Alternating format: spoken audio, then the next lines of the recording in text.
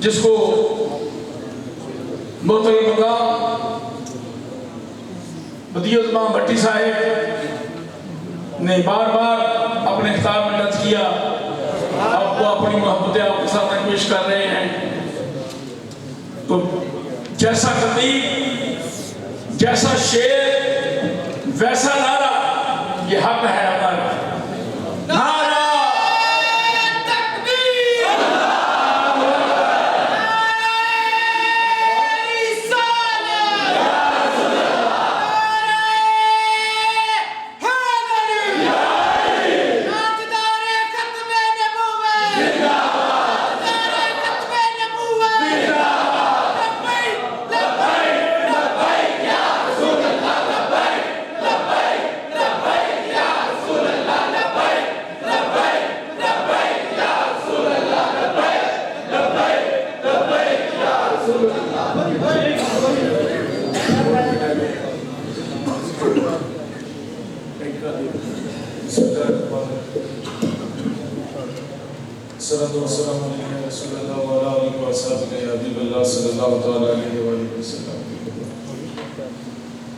محبت کون کرتا ہے، سیاست کون کرتا ہے؟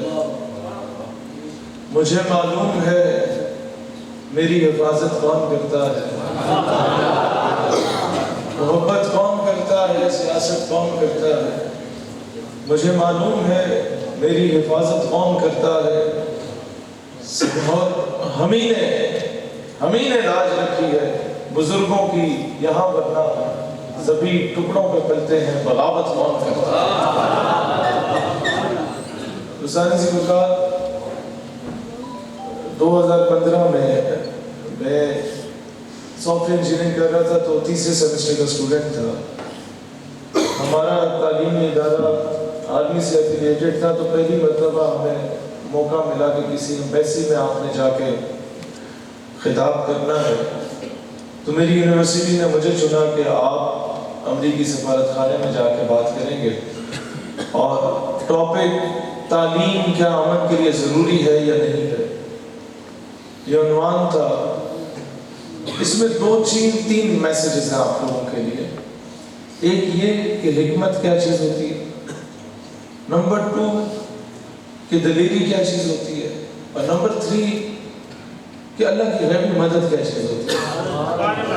اب میں نے سب سے پہلی بات جب مجھے ہمارے HOD نے کہا، تو میں نے انکار کیا کہ سر میں وہاں اس لیے نہیں جاؤں گا کیونکہ سوشل میڈیا کا دور ہے. جب میں امریکی سفارت خانے میں خطاب کر رہا ہوں گا، کسی نے بھی تصویر میری کھینچ لینی ہے، پیچھے USA کا یا امریکی جھنڈے کا وہ تصویر بنی ہوگی، تو لوگوں نے کہنا یہ تو بک گیا. میں اپنی کلاس میں آیا واپس، اور پھر میں نے سوچا کہ ہم لوگ جو 4-5 سالوں سے امریکی جھنڈا نظر آتش کر رہے ہوتے ہیں، وہ تو اخبار کے نکڑ میں چھوٹی سی خبر لگی ہوتی ہے، تو اس کا تو کوئی فائدہ نہیں. مزہ تو تب ہے کہ اس کے سامنے جا کے ہم لوگ یہ بات کریں. تو میں نے کہا سر میں جانا چاہتا ہوں. اب وہ سمجھ گئے کہ یہ کیوں جانا چاہتا ہے، تو انہوں نے کہا آپ تقریر لکھ کے دو، کیا بولو گے. میں نے تقریر لکھی کہ ملالہ بہت نیک خاتون ہے، اور امریکہ نے ڈاکٹر عافیہ کو گرفتار کر کے بڑا اچھا کیا، اور امن کے قیام کے لیے ہمیں امریکہ کا ساتھ بھی دینا چاہیے. تو وہ سارا میں نے انگریزی زبان میں وہ لکھا. اور HOD نے کہا کہ یار ضمیر تو تمہارا بھی نہیں مانتا ہوگا، میرا بھی نہیں مانتا، لیکن اگر تمہارا جوش خطابت اچھا ہوا اس عنوان پہ تو پوزیشن تمہیں مل جائے گی. میں کہا ٹھیک ہے سر. جب ہم وہاں پہنچے تو تقریر بالکل بدلی بھی تھی، اور میں سمجھتا ہوں کہ میں جو 8-10 سال اسٹوڈنٹ پالیٹکس میں رہا 2011 سے لے کے 2021 تک، میری زندگی کے بہترین 4 سے 5 منٹ وہ تھے جب امریکی سفارت خانے میں تقریر کا آغاز کیا. وہ YouTube پہ ابھی بھی اویلیبل ہے. تو میں نے افغانستان سے شروع کیا اور فلسطین پہ ختم کیا، پھر میں برما سے شروع ہوا اور کشمیر پہ ختم ہوا. پوری امت کے مظلوم مسلمانوں کی آواز اٹھائی. اور تب چارلی ہیبڈو نے 2014-15 میں پہلی مرتبہ فرانس میں گستاخانہ خاکے شائع کیے تھے. اس وقت جب معاملہ ناموس رسالت کا تھا تو میں نے یہ الفاظ کہے امریکی سفارتکار کو دیکھ کے کہ dear Excellency let me to express the extent of my views in my national language because your bloody English linguistic cannot absorb my emotions. مجھے کیونکہ معاملہ ناموس رسالت کا ہے تو مجھے اپنے جذبات کی نمائندگی کا موقع اپنی قومی زبان میں دیا جائے کیونکہ آپ کی نیچ زبان میرے جذبات کی عکاسی نہیں کر سکتی. اس وقت میں نے یہ شعر پڑھا تھا کہ ہم نے ہر دور میں تقدیس رسالت کے لیے وقت کی تم ہواؤں سے چھوڑ کر سلسلہ سیاست کا فصول فقط ایک نام ہے محمد سے محبت کی. اتنے میں وہ اشارہ آیا کہ یہ ناراض ہو رہے ہیں تو وہاں سے اجازت لیتے ہوئے میں نے ہندوستانی مسلمان شاعر ہیں راحت اندوری ان کی نظم کے وہ اشعار پڑھتے ہوئے اجازت لی کہ اگر ناراض ہیں ہونے دو جان تھوڑی ہے یہ سب دھواں ہے کوئی آسمان تھوڑی ہے اور لگے گی آگ تو آئیں گے گھر کئی زخمیں یہاں پہ صرف ہمارا مکان تھا.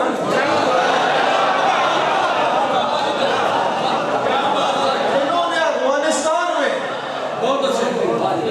جو بم گراتے تھے راکٹ لانچر سے تو میرا پٹھان بھائی خوش ہوتا تھا کہ لوہا آگے ایسے بیچ کے 2 وقت کی روٹی کما لیں گے. یہ روس کی صورت میں آئے اور میرے پٹھانوں نے انہیں Turkmenistan, Tajikistan, Kyrgyzstan, Kazakhstan, Uzbekistan جیسے کئی حصوں میں تقسیم کر کے ان کے منہ پہ دے مارا لگے گی آگ تو آئیں گے گھر کے عزت. یہ چمنڈا ہے. تو میری مائیں بہنیں کھائیاں بیچنے لے کے نکل گئی تھی 65 میں بھارت کے مقابلے میں. وہاں ٹینکوں کی قطاریں تھی جہاں سینوں میں بم باندھے ہوئے سینوں کی قطاریں تھی لگے گی آگ تو آئیں گے گھر پہ عزت. یہاں پہ صرف ہمارا مکان تھوڑی ہے. پھر میں نے کہا کہ ہمارے منہ سے جو نکلے وہی صداقت ہے. ہمارے منہ سے جو نکلے وہی صداقت ہے. ہمارے منہ میں تمہاری زبان تھوڑی ہے. اور پھر ہمارے منہ سے جو نکلے وہی صداقت ہے. ہمارے منہ میں تمہاری زبان تھوڑی ہے. اور میں حکام بالا سے کہنا چاہتا ہوں 18 سال قوم کی بیٹی عافیہ صدیقی کے نام پہ سیاست کرنے والوں سے کہنا چاہتا ہوں. کرنل جوزف کو رات کی تاریکی میں باعزت بری کرنے والوں سے کہنا چاہتا ہوں. قوم کے بچوں کو شہید کرنے والے ریمنڈ ڈیوس کو باعزت بری کرنے والوں سے کہنا چاہتا ہوں. غازی ملک ممتاز حسین قادری کو پھانسی کے پھندے پہ لٹکانے والوں سے کہنا چاہتا ہوں. آسیہ منونہ کو رہا کرنے والوں سے کہنا چاہتا ہوں کہ جو آج صاحب مسند ہے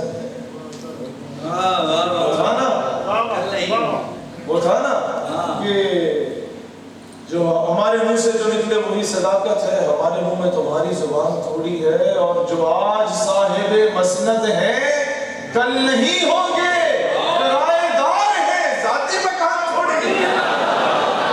اور سبھی کا کرائے دار ذاتی مکان تھوڑی ہے. اور سبھی کا خون ہے شامل یہاں کی مٹی میں. کسی کے باپ کا پاکستان تھوڑی ہے. سارے ذکرات آج صرف ایک بات کہنا چاہوں گا اس کے بعد میں اس موضوع پہ آتا ہوں. کیونکہ ہم لوگ جہاں پہ آج کل جا رہے ہیں فرشتے لازمی تشریف لاتے ہیں اور وہ نوٹ کرتے ہیں اپنے باس کو بتانے کے لیے. کہ میں فرشتہ کوڈ ورڈ میں بول رہا ہوں. میں صرف یہ کہوں گا کہ اس بار اپنے باس سے کہیے گا کہ کسی سینئر لیول کے فرشتے کو بھیجے تاکہ ہمارا میسج صحیح معنوں میں کنوے ہو سکے. کیونکہ آپ جس طریقے سے اپنی نوکری پکی کرنے کے چکر میں چاپلوسی والے جملے لکھ دیتے ہیں وہ ہمارے نیریٹو کو بری طریقے سے پیش کرتے اوپر جا کے. اور وہ لوگ جو ہمیشہ سے ریاست کے حامی رہے ہیں انہیں ریاست کا غدار بنا کے پیش کیا جاتا ہے۔ آج صرف ایک پیغام دینا چاہتا ہوں، وزیر اعظم صاحب، اس قوم نے ریاست مدینہ کے نیریٹو پہ آپ کو ووٹ دیا۔ اس قوم نے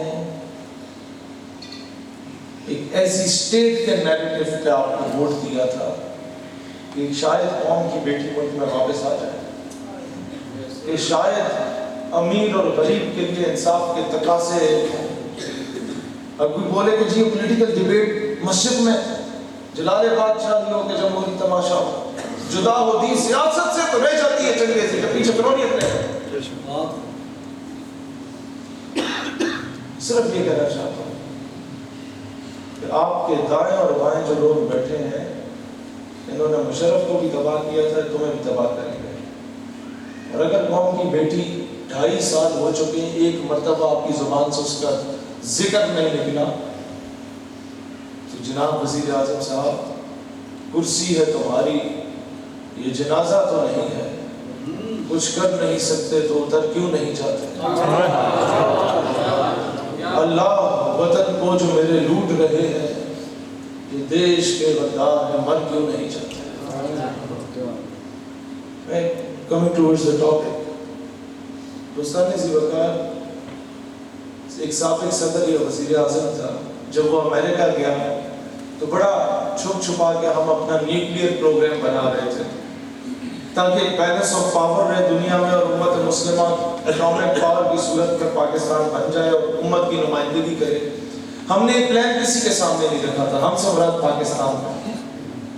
لیکن جب سابق صدر یا وزیر اعظم امریکہ دورے پہ جاتا ہے تو وہاں کا امریکی صدر غصے سے کہتا ہے کہ تم ایٹمی قوت بننے جا رہے ہو؟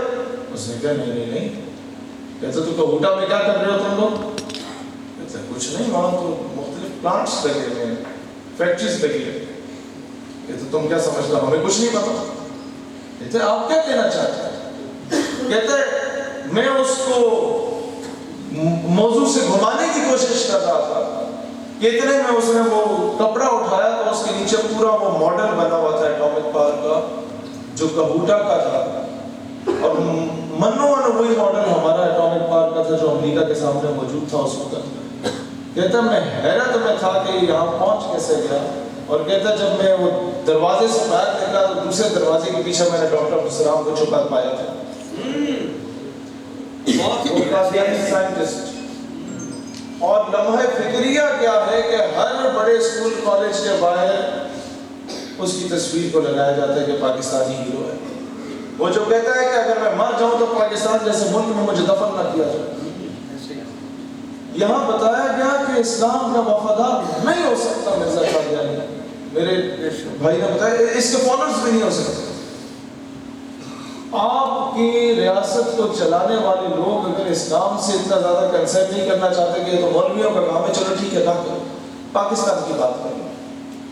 یار ایک طبقہ جس کو آپ کا کانسٹیٹیوشن کافر قرار دے چکا ہے اور وہ طبقہ اس کانسٹیٹیوشن کو ایکسیپٹ ہی نہیں کرتا، وہ طبقہ اس جس ملک کے کانسٹیٹیوشن کو ایکسیپٹ نہیں کرتا وہ اس ملک کو کیسے ایکسیپٹ کر سکتا ہوگا؟ وہ پاکستان کا حامی اور وفادار کیسے ہو سکتا ہے؟ ایم ایم عالم نہیں، ایم احمد جس نے بنگلہ دیش کو توڑنے میں اپنا رول پلے کیا، اس پہ غیر باپ کا قاتلانہ حملہ بھی ہوا، سارا سلسلہ بنا۔ اب سوال یہ پیدا ہوتا ہے کہ اتنے کلیدی عہدوں پہ ایسے لوگوں کو بٹھانے کی تو کیا بنتی ہے؟ وہ آرپی او شرط پورے چینج ہوئے یا وہی ہے؟ وہ چینج ہو گئے کہ کیسز میں بار بار وہ لوگ اپنا انفلوئنس کریں۔ ایڈیشنل ڈائریکٹر جنرل ایف آئی اے ابو بکر خدا بخش، ابھی تک وہ قادیانی بیٹھا ہوا ہے۔ ہمیں یہ اللہ کی بڑی کرم نوازی ہے، ہمیں سننے میں آ رہا تھا کہ اسے ڈی جی بنا رہے تھے، لیکن جو ہم نے دنیا کے سامنے رکھے اس کے کیسز تو ابھی وہیں کا وہیں، اور اگلے کچھ دنوں میں شاید اسے فارغ کر دیا جائے عہدے سے۔ لیکن مسئلہ یہ لوگوں کو یہ چیزیں پتہ ہوتی ہیں، وہ ذکر نہیں کرتے۔ دلیر بنو نوجوانوں، مولانا عبدالستار خان نیازی کی میرے بڑے بھائی نے ذکر کیا۔ نیازی صاحب جس کیمپ جیل میں رہے تھے، مجھے فخر ہے میں اسی کیمپ جیل میں رہ کے آیا۔ مولانا نیازی رحمۃ اللہ جب जेल से आप निकल रहे होते हैं ना तो वो जेलर आपसे पूछते हैं आज की ना है ताड़ा हो गया मेरा नाम मौलाना अब्दुल सत्तार खान नियाज़ी आज अब्बा जी तक की ना है अब्बा जी नाम फलाना कितनी उम्र है तेरी तो कहते हैं उतनी है जेडी जेल में गुजरी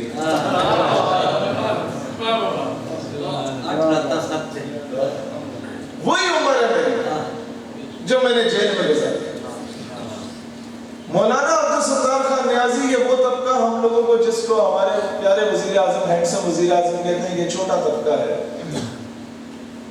मौलाना अब्दुल सत्तार खान नियाज़ी को जब कोर्ट में पेश किया जाता है तो वो जज जवान था, साकिब निसार की तरह बुढ़ा नहीं था। उसने कहा कि नियाज़ी मैंने तुम्हारे रिकॉर्ड उठा के देखे तुम्हारी सारी जिंदगी तहरीकों में गुजरी है।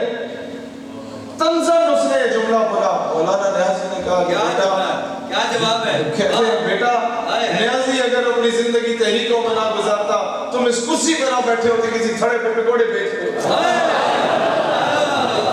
क्योंकि मौलाना नियाज़ी सिर्फ खत्म नबूवत की तहरीक के मुजाहिद ही नहीं तहरीक पाकिस्तान में मुस्लिम स्टूडेंट फेडरेशन के बानियों में से बानी सदर और कायदे में इशारा करके कहते थे इन नौजवानों की वजह से पाकिस्तान बना।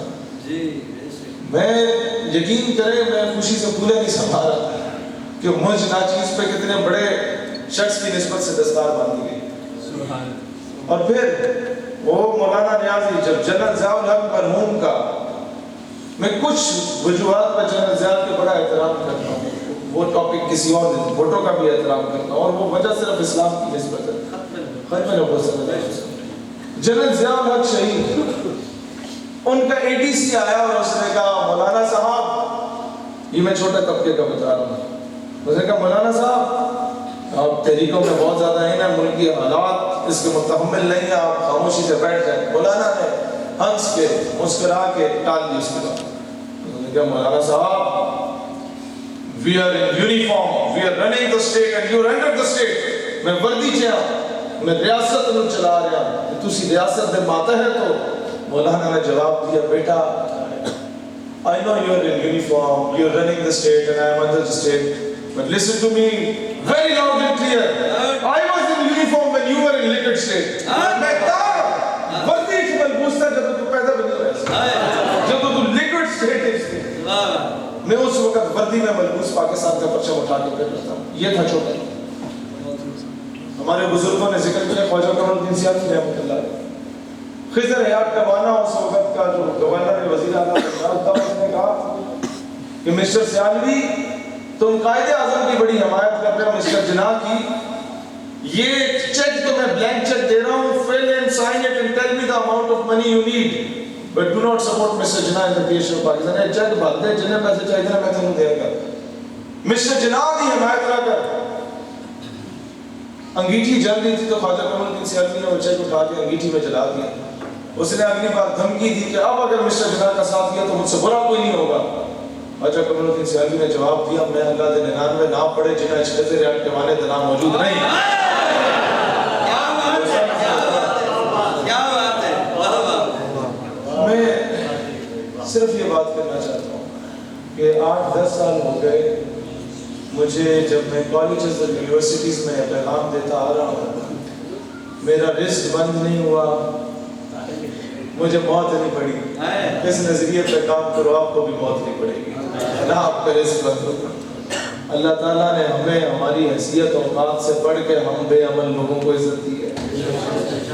हमारी औकात से कई गुना बढ़े जब तक बिके न थे कोई पूछता और आपने हमें खरीद कर अनमोल कर हमारी वो यकीन करें हैसियत औकात नहीं थी।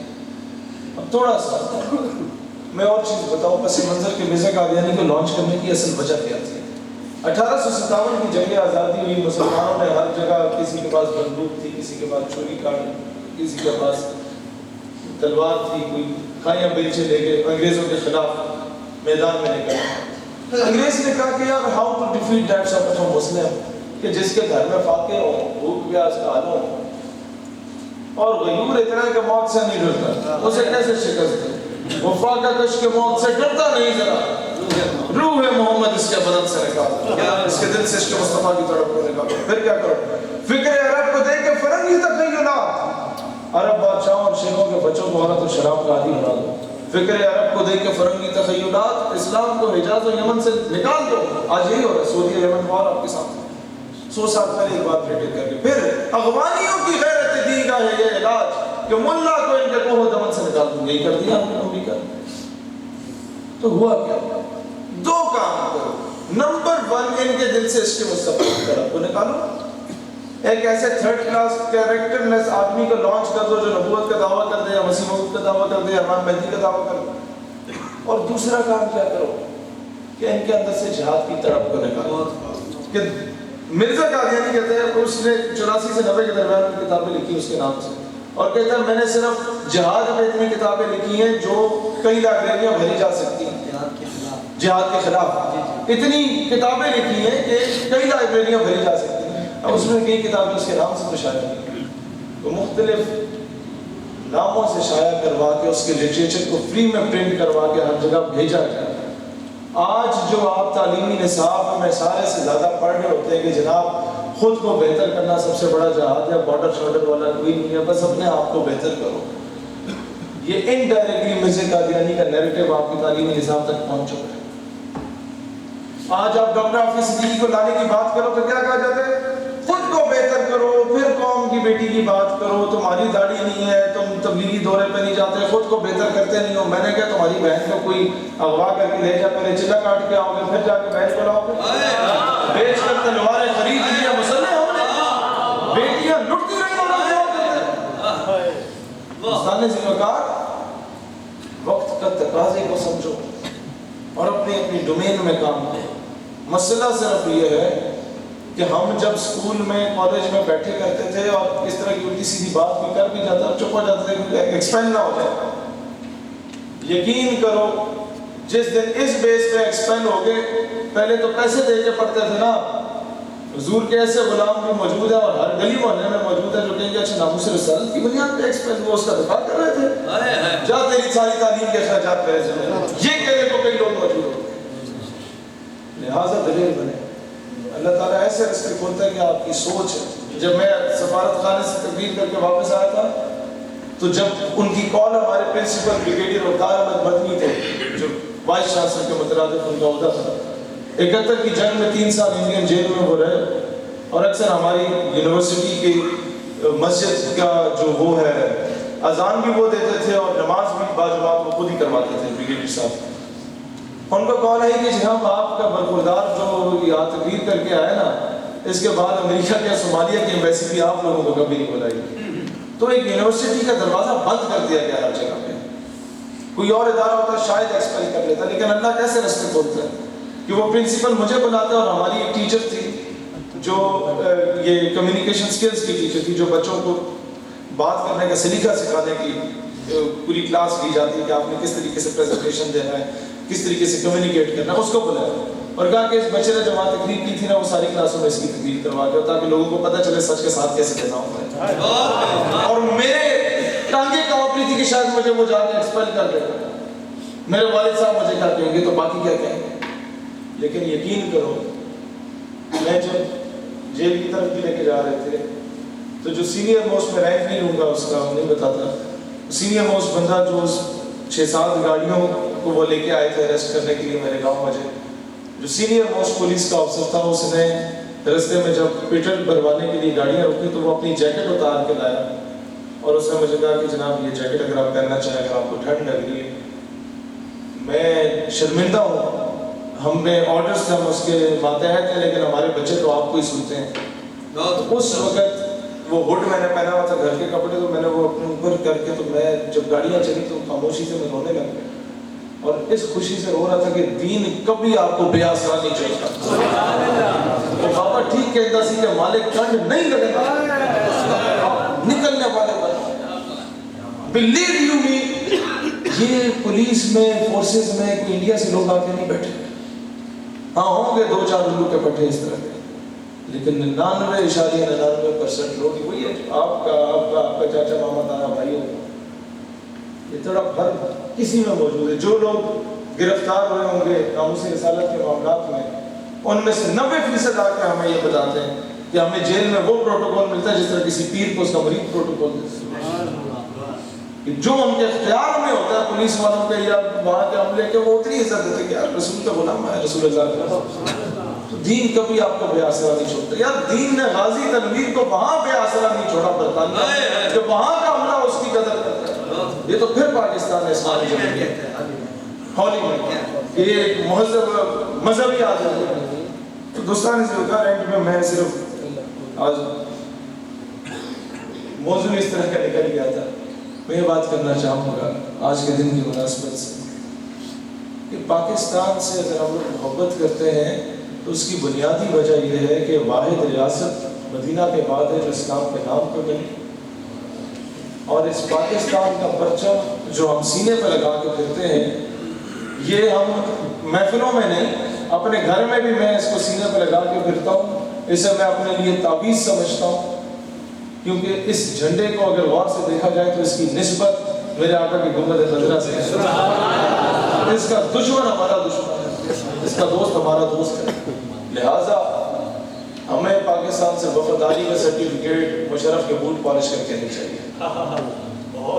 ہمیں پاکستان سے وفاداری کا سرٹیفکیٹ انگریزوں کے کتے نہلا کے نہیں چاہیے، نہ ان کے کتے نہلانے والوں کے بوٹ پالش کرنے والوں سے چاہیے.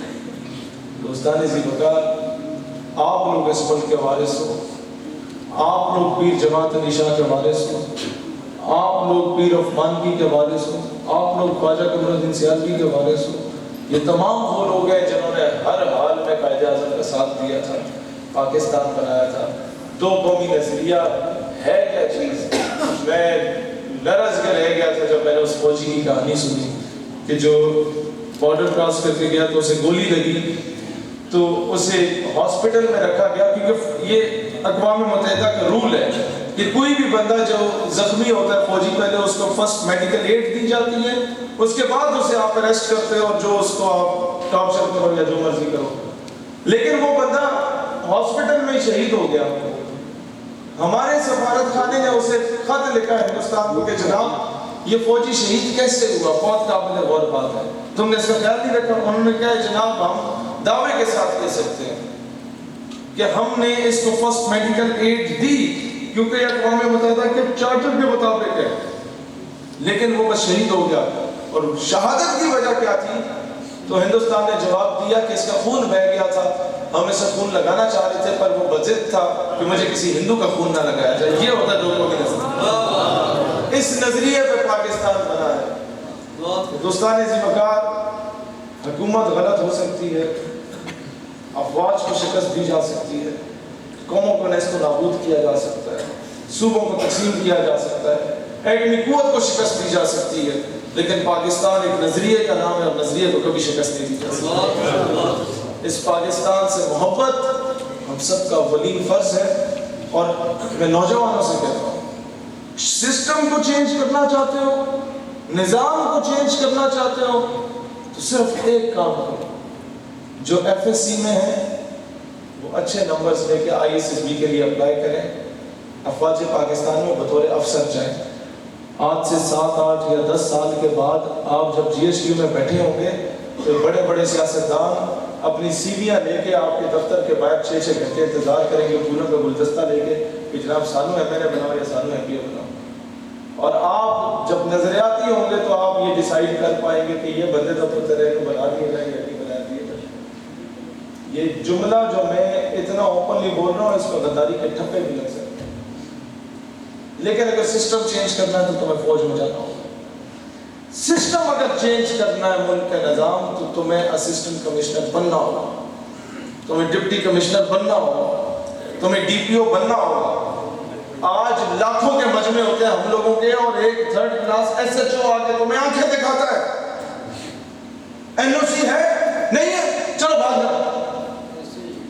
اور وہاں 12-14 3rd کلاس عورتیں نکلی ہوئی ہوتی ہیں میرا جسم میری مرضی کا نعرہ لگانے، اور ڈپٹی کمشنر پہلے سے استقبال کے لیے کھڑا ہوتا ہے، madam how can I help you, میں تو ڈکے میں مدد کر سکتا ہوں. کیوں؟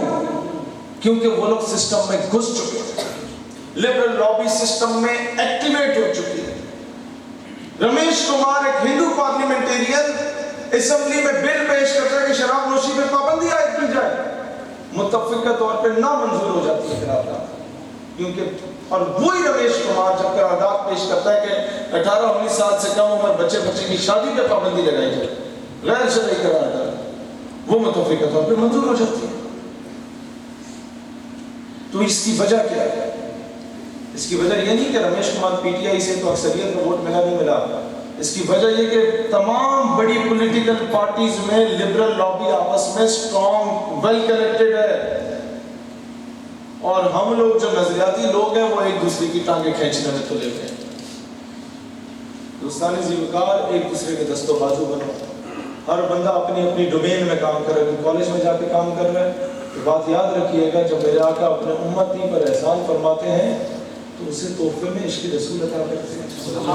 عشق رسول کمایا نہیں جاتا، یہ بارگاہ نبوی سے عطا کیا جاتا ہے، اور ہر عاشق رسول اپنے انداز میں اپنے عشق کا اظہار کرتا ہے. اب وہ کیسے؟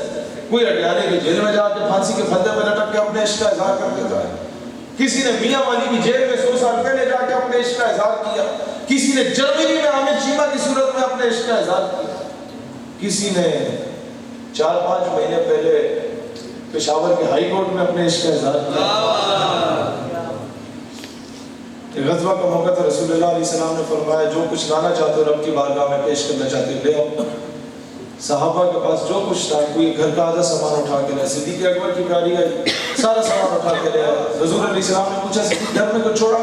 فرمایا یا رسول اللہ پروانے کو چراغ ہے، بلبل کو پھول، بس صدیق کے لیے خدا کا رسول، بس خدا اور اس کا رسول چھوڑ دیا بس. ایک صحابیہ کے پاس کچھ نہیں تھا، دودھ پیتا بچہ اٹھا کے لے آئے.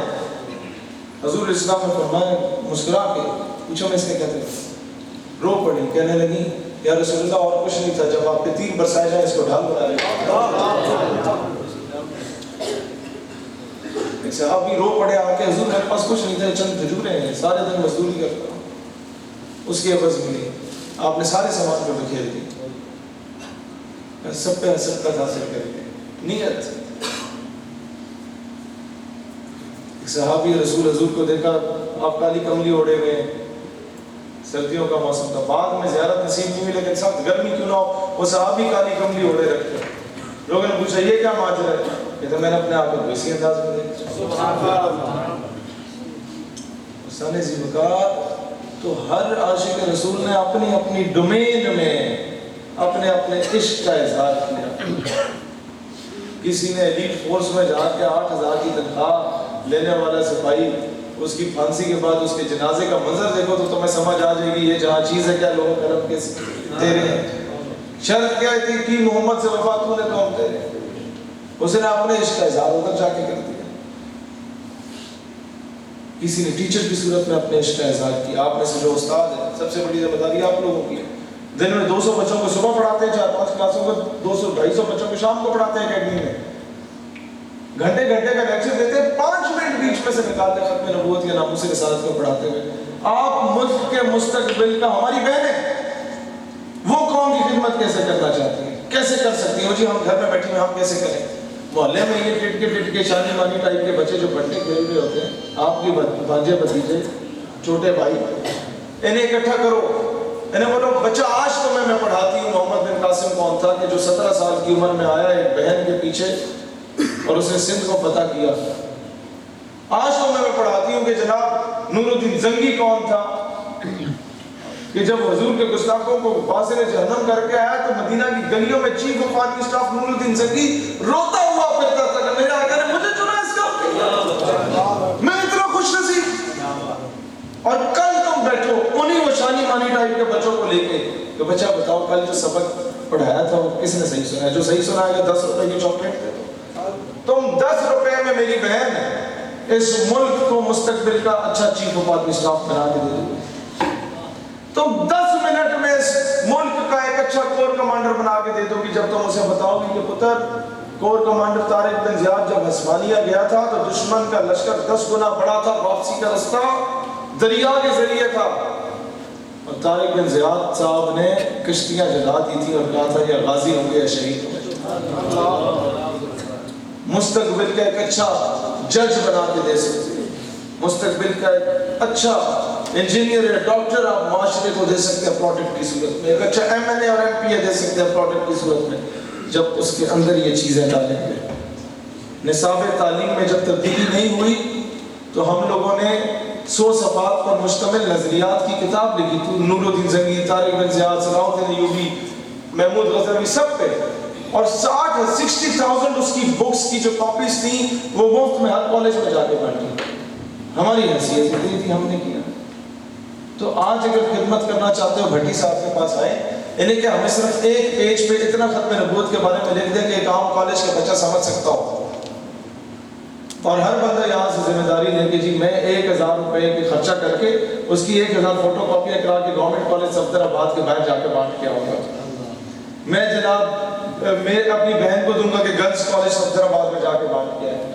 मैं जनाब अपने कज़न की ड्यूटी लगाता हूँ कि वो साथ वाली तहसील में मरियमाबाद में जाके बांट के आए, वो जनाब शेखुपुरे में बांट के आए। आप लिटरेचर के ज़रिए मिर्ज़ा कादियानी को लॉन्च किया गया था, लिटरेचर के ज़रिए उसका सदेबाद किया जा सकता है।